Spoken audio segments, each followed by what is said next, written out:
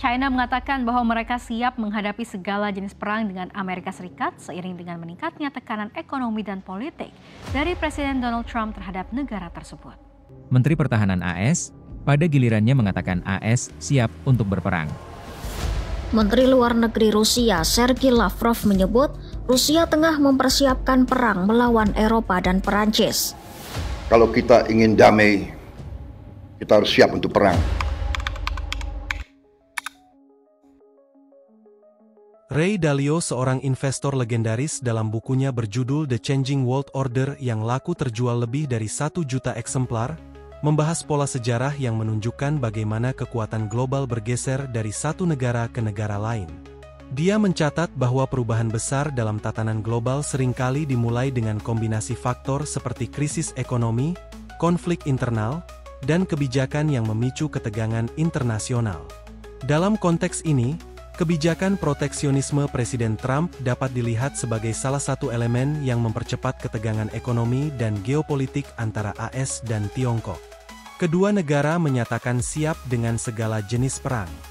Dalio juga menyoroti bahwa kebangkitan Tiongkok sebagai kekuatan baru seringkali terjadi bersamaan dengan melemahnya kekuatan lama, di mana AS sedang menghadapi tantangan internal seperti utang yang tinggi, ketimpangan ekonomi, dan polarisasi politik. Kendati Dalio tidak secara eksplisit menyatakan bahwa Perang Dunia Ketiga adalah keniscayaan atau momentum utama untuk perubahan tatanan global, namun dari pola sejarah besar pergeseran tatanan dunia, perang seringkali menjadi pilihan. Namun demikian, Dalio menekankan pentingnya memahami pola sejarah untuk menghindari konflik besar dan mencari solusi yang lebih damai. Bertemu kembali dengan dakwah digital Pondok Pesantren An-Nur Malangbong Garut dalam tema Pergantian Tatanan Dunia Baru, The Changing World Order, sebuah resensi buku fenomenal karya Ray Dalio, seorang investor bilioner legendaris dunia yang mencatat pola sejarah pergantian tatanan dunia sejak Perang Dunia Pertama. Assalamualaikum. Keep peaceful, bro.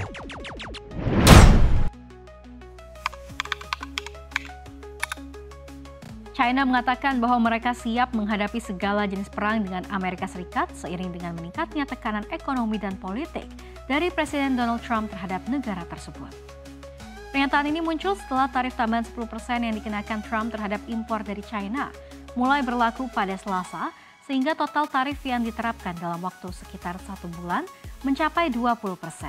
Sebagai balasan cepat terhadap tarif Amerika Serikat, China telah mengumumkan tarif tambahan hingga 15% yang akan berlaku mulai 10 Maret dengan salah satu targetnya adalah produk pertanian Amerika Serikat yang merupakan ekspor terbesar Amerika Serikat ke China.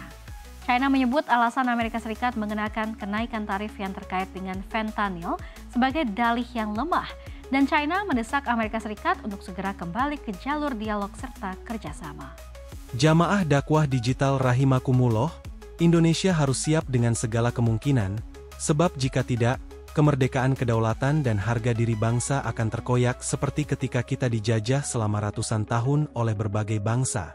Alasan kewaspadaan tingkat tinggi bagi pemerintah dan rakyat Indonesia adanya siklus berulang, seperti ditegaskan kembali oleh Ray Dalio yang mengamati bahwa dalam sejarah, setiap kali negara besar mengalami puncak kekuatan ekonomi dan militer dan akhirnya mengalami penurunan. Hal ini seringkali terjadi setelah periode panjang kejayaan, yang menciptakan ketegangan dalam hal kekuatan ekonomi, utang, dan ketimpangan sosial. Dalam kondisi ini, negara besar cenderung menghadapi tantangan internal dan eksternal, yang mendorong terjadinya konflik besar atau perang. Dalio menyebut ini sebagai bagian dari siklus besar, the big cycle yang selalu terjadi dalam sejarah. Dalam banyak kasus, perang besar berfungsi sebagai pembersihan yang memungkinkan tatanan baru terbentuk. Menteri Pertahanan AS pada gilirannya mengatakan AS siap untuk berperang. Jika perang adalah yang diinginkan AS, baik itu perang tarif, perang dagang, atau jenis perang lainnya, kami siap berperang sampai akhir, tulis postingan tersebut. Hegseth mengatakan bahwa AS siap dan bahwa mereka yang mendambakan perdamaian harus bersiap untuk perang. AS telah memukul Cina dengan tarif 20% sebagai tanggapan atas apa yang dianggap Gedung Putih sebagai kelambanan Cina atas aliran fentanyl, opioid sintetis, ke Amerika. Beijing telah menanggapi dengan mengumumkan rencana untuk meningkatkan anggaran pertahanan sebesar 7,2% dan memukul AS dengan tarif timbal balik sebesar 10% hingga 15% pada impor tertentu mulai 10 Maret. Dalam pernyataan agresif daring, Kementerian Luar Negeri Cina dan Kedutaan Besar AS memperingatkan Washington bahwa intimidasi tidak membuat Cina takut. Cina juga mengkritik Trump karena menghubungkan tarif dengan krisis fentanyl. Bahasa yang berapi-api itu muncul saat Badan Legislatif Tertinggi Cina bertemu untuk pertemuan 2 sesi tahunan di Beijing, tempat rencana untuk meningkatkan anggaran pertahanan diungkapkan. Peningkatan belanja tersebut setara dengan lonjakan tahun lalu dan menjadikan anggaran resmi menjadi sekitar 1,78 triliun yuan. Jamaah dakwah digital Rahimakumullah, Dalio dalam mengamati pola pergantian kekuatan dunia, menggunakan analisis sejarah selama 5 abad, untuk menunjukkan bagaimana siklus ini terjadi pada kekuatan besar seperti Belanda, Inggris, dan Amerika Serikat. Ia menyoroti faktor-faktor yang berkontribusi pada kebangkitan dan kejatuhan mereka, termasuk investasi dalam pendidikan, inovasi teknologi, dan manajemen utang. Menteri Luar Negeri Rusia Sergei Lavrov menyebut Rusia tengah mempersiapkan perang melawan Eropa dan Perancis. Hal itu dikatakan Lavrov menanggapi pernyataan Presiden Prancis Emmanuel Macron yang menggambarkan Rusia sebagai ancaman bagi Prancis dan Eropa. Dalam jumpa pers di Moskwa, Lavrov menyebut pernyataan Macron itu adalah tuduhan bodoh. Lavrov menambahkan, jika mereka menganggap Rusia adalah ancaman, maka pasukan Rusia juga harus dikerahkan untuk melawan ancaman tersebut. Presiden Rusia Vladimir Putin juga turut menanggapi pernyataan yang menyebut Rusia sebagai ancaman. Putin menyebut pemikiran-pemikiran seperti itu adalah omong kosong yang tidak masuk akal. И в отношении этих, прямо скажем, неумных обвинений России в подготовке войны против Европы и Франции Путин неоднократно высказывался, называя такие мысли бредовыми, чушью. Но, наверное, для любого маломальски вменяемого человека совершенно понятно, что России это не нужно.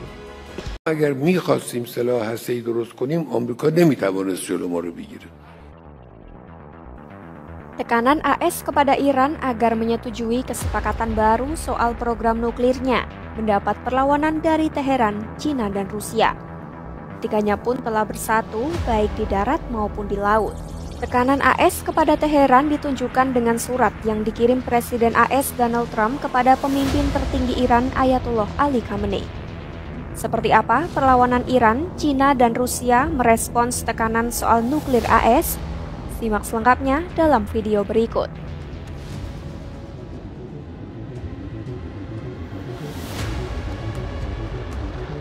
Selama masa jabatan pertamanya, Trump menarik AS dari kesepakatan nuklir dengan Iran dan negara-negara barat.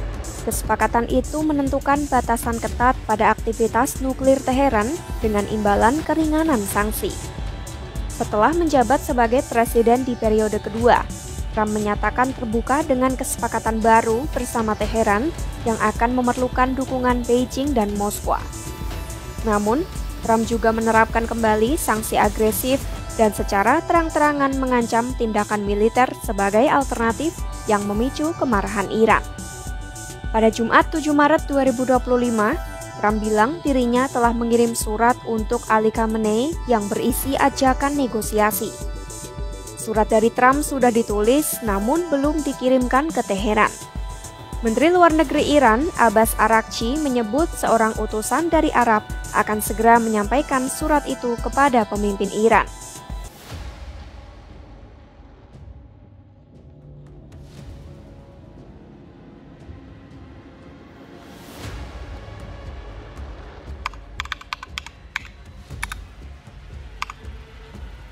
Paul Krugman, pemenang Nobel Ekonomi asal AS, mengatakan bahwa perang dagang Presiden Trump atas tetangga dekatnya adalah kemunduran yang memalukan. Sampai-sampai ia mengatakan dengan nada sangat keras, We are dealing with the madman. "Kita bersepakat dengan orang gila," ujar Krugman. Ya, betul. Tampaknya Trump menjadi presiden yang akan membawa kehancuran bagi AS, seperti kebijakan Glasnost dan Perestroika Presiden Gorbachev sebagai penghancur Uni Soviet. Jadi bagaimana kita memahami ini what's happening dalam 2 bulan kepresidenan Trump gitu? Ya, salah satu favorit saya kan kalau penulis ekonomi, komentator ekonomi di Amerika adalah Paul Krugman, pemenang Nobel Ekonomi lah ya. Dan dia ini ya kritis dari awal, dia kan Demokrat, progresif kan. Dia kritik, tetapi kan selama ini kritiknya ya ide, kebijakan, rasional gitu. Nah, terakhir saya baca di postnya di Substack gitu, dia sudah menulis ini kita berhadapan bukan lagi kalau kritikan rasional, asumsinya kan mengkritik itu kan karena ada dasar rasionalitas.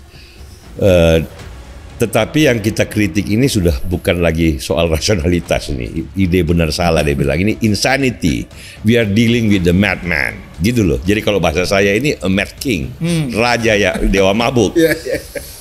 Ini sudah susah mengertinya karena bukan hanya keliru, tarif itu kan kita bisa nanti jelaskan sebagai ide kan keliru ide tentang tarif itu, tetapi dengan cara tarif mundur lagi, itu kan sudah menciptakan, itu aja menciptakan ketidakpastian yang luar biasa kan. Ini dan bukan hanya soal tarif mundur maju mundur, tapi juga dengan Kanada misalnya. Nah, ini kan Kanada sama Meksiko itu kan bukan hanya tetangga terdekat ya, dengan 6.000 km perbatasan atau dengan Meksiko 3.000 atau 4.000 km, tapi juga partner dagang terbesarnya kan. Yang setelah NAFTA dan post NAFTA itu sebenarnya Amerika, Kanada, Meksiko itu kan sudah satu ekosistem ekonomi. Kalau soal pabrik mobil itu nggak ada lagi made in Amerika, made in Kanada atau made in Meksiko, sebenarnya itu sudah North American cars gitu loh dari segi supply chain-nya. Terus kemudian kelakuan dia terhadap Uni Eropa dalam soal tarif kan juga ini kan partner geopolitik, partner dagang besar, dan praktis kan selain dengan NAFTA tarifnya ya hampir nol ya, 3%, 2%, dengan Eropa kan juga begitu.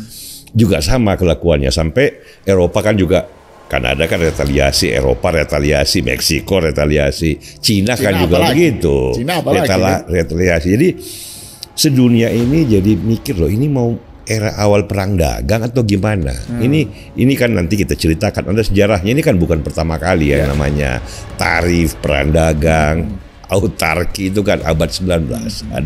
Ada ceritanya sendiri pada saat bukan Pax Americana tapi Pax Britannica. Nanti kita ke sana. Nah, intinya adalah hari-hari ini stock market Standard & Poor sempat 2 hari turun itu hampir 7%. Nah, orang terkejut karena orang menyangka bahwa tarif tadi kan Sahal bilang Make America Great Again waktu kampanye kan, golden days of America, new era of prosperity itu kan janji kampanye. Orang kan sebagian besar kan orang kayak saya atau Paul Krugman yang di Amerika, yang top-topnya Amerika itu kan ya kritik, tapi kan ada dasar pengalaman 4 tahun di bawah Trump kan, ya boleh aja kritik, tetapi 4 tahun yang awal Trump itu ekonomi Amerika kan tidak gonjang-ganjing. Bahkan stock market itu selama 4 tahun kurang lebih meningkat, S&P itu sekitar 20%. Kan jadi orang yang mendengarkan Trump bilang inilah, bilang itulah, mau ancam tarif, orang seperti saya juga, saya pikir itu adalah tactical method ya kan, pendukungnya kan harus negotiating device, call tinggi kepada partner dagang atau kompetisi dagang, atau ide politik untuk pemilu, menang pemilu gitu loh. Nggak benar-benar mau dilakukan, apalagi dilakukan dengan cara madman, dengan cara seorang mad king gitu loh. Nah, yang terjadi dalam 2 bulan terakhir, yang kita sangka negotiating device, yang kita sangka cuma janji pemilu, yang tidak benar-benar mau dilakukan, loh ini kok jadi serius banget. Ini kok jadi kelihatannya mau merusak banget. Kalau kata Paul Krugman, we are dealing with insanity. Not only a rational politician yang dia boleh suka apa nggak suka, tapi kan diajak berdebat ada dasarnya. Kalau ini dia bilang a madman. Ini sudah. Saya langsung teringat Game of Thrones. Ada Mad King. Mad King. Kan? Itu makanya saya kan bilang Mad King kan dari allusion dari Game of Thrones. Nah, jangan lupa sekarang stock market yang tadi tanking itu kan ada angkanya, nanti di YouTube dilihatkan 4 tahun Trump ya. Kemudian apa yang terjadi 2 bulan itu kalau kita bandingkan awalnya sudah langsung kayak nyungsep. Makanya orang mulai bicara soal jangan-jangan bisa resesi ini.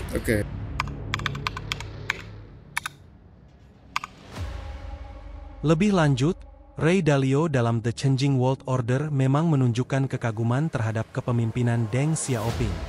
Deng dianggap sebagai sosok yang mampu membawa Tiongkok keluar dari keterpurukan pasca revolusi kebudayaan dan mengarahkan negara itu menuju kebangkitan ekonomi yang luar biasa. Bahkan sejatinya kebangkitan Tiongkok justru didorong oleh Amerika sendiri, di mana kebangkitan ekonomi Tiongkok di era modern tidak bisa dilepaskan dari hubungan awalnya dengan Amerika Serikat, terutama setelah kunjungan Presiden Nixon pada 1972 yang membuka peluang kerjasama. Amerika banyak berinvestasi di Tiongkok, memberikan akses ke teknologi, pasar dan modal yang membantu percepatan pertumbuhan ekonomi Tiongkok. Karena itu jelaslah, Amerika adalah bapak asuh Tiongkok yang di kemudian hari menjadi rival utama dan siap menghancurkan induk semangnya kapanpun Tiongkok mau. Inilah ironi sejarah pergantian kekuatan dunia yang menenggelamkan kekuatan lama, yakni Amerika.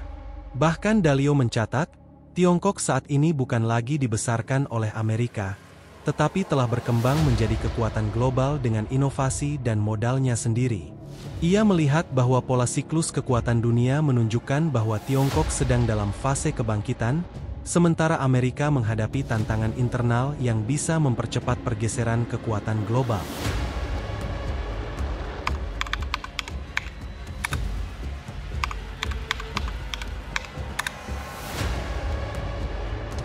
Indonesia consider China not only as a great power but as a great civilization. We have lived together for many centuries, and our cultures and our people have been interrelated for many years.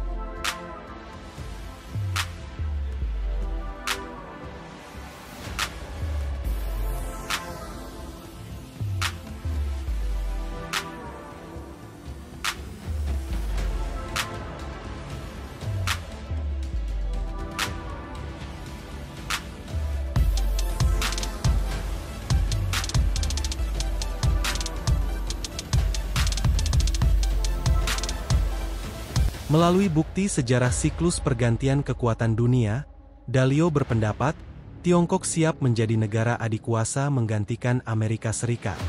Strategi menangkal perang tarif dengan terlebih dahulu menguasai pelabuhan hingga tanduk Afrika, kebijakan Belt Initiative telah melampaui dengan mudah perangkap perang tarif yang dimainkan Presiden Trump, sebab ia telah memiliki pasar yang jauh lebih besar, yakni BRICS, dan kini sedang berupaya menguasai persediaan emas. Tak mengherankan jika Spanyol saat ini justru lebih mendekat dengan Tiongkok ketimbang induknya Uni Eropa.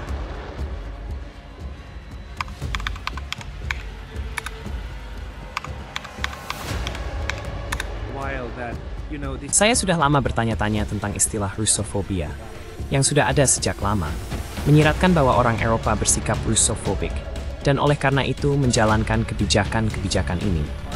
Menurut saya, ini sebagian salah, karena fobia menyiratkan ketakutan. Dan tampaknya tidak ada ketakutan. Jika ada ketakutan terhadap Rusia, maka Anda tidak akan menjalankan kebijakan yang merugikan diri sendiri, yang berpotensi membuat Anda hancur oleh hal yang Anda takuti, bukan? Jadi apakah Anda berpikir bahwa ideologi ini bukan ketakutan terhadap Rusia, tetapi kebencian terhadap Rusia telah menjadi semacam, ini pasti sudah ada secara laten sepanjang waktu. Tetapi, sekarang ada momen ketika ini bisa dijalankan kembali oleh seluruh Eropa Barat.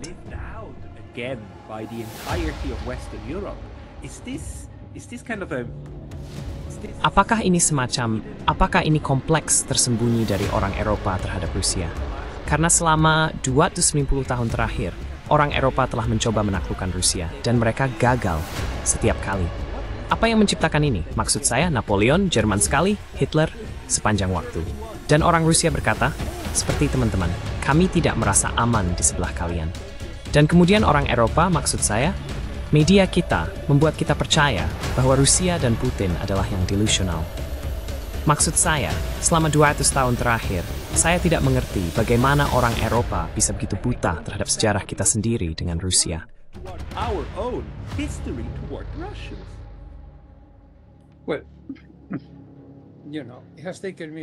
Nah, Anda tahu, butuh banyak waktu bagi saya untuk mencapai kesimpulan-kesimpulan ini yang saya tawarkan dengan hati-hati. Tapi, Rusia sangat besar. Jika Anda ingin menguasai dunia, Anda harus menaklukkan Rusia. Ini adalah filosofi Napoleon, dan ini adalah filosofi Amerika Serikat. Bagaimana kita bisa menguasai dunia jika pusat Eurasia tidak ditaklukkan? Itu tidak mungkin. Kita harus menaklukkan dunia. Titik. Itu saja.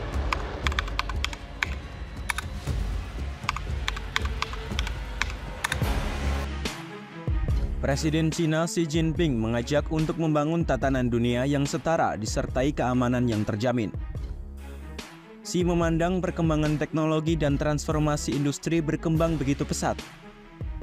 Namun perkembangan itu masih belum diimbangi dengan tatanan peradaban yang stabil. Menurutnya, peradaban manusia justru semakin menimbulkan ketidakamanan dan ketidakpastian yang semakin hari semakin meningkat. Untuk itu, ia mendesak seluruh negara untuk membangun multipolaritas dunia yang lebih setara dan tertata. Hal itu disampaikan Xi Jinping dalam pertemuan Organisasi Kerjasama Shanghai atau SCO di Kazakhstan pada Kamis 4 Juli 2024. 我们要共同倡导平等有序的世界多极化和普惠包容的经济全球化，践行真正的多边主义，推动全球治理朝着更加公正合理的方向发展，为消弭和平赤字、发展赤字、安全赤字、治理赤字贡献上海合作组织力量。 Xi meyakini keamanan sejati dapat terwujud dengan tercapainya perdamaian di seluruh negara. Oleh karena itu, Xi menilai negara-negara tersebut harus meningkatkan mekanisme dan sarana kerjasama keamanan. Kelompok SCO didirikan pada 2001 oleh Cina, Rusia, dan 4 negara pecahan Uni Soviet. SCO dibentuk guna mempromosikan keamanan regional dan kerjasama ekonomi. Organisasi ini dinilai juga membantu Cina memperluas pengaruhnya di wilayah Asia Tengah dan belahan bumi selatan.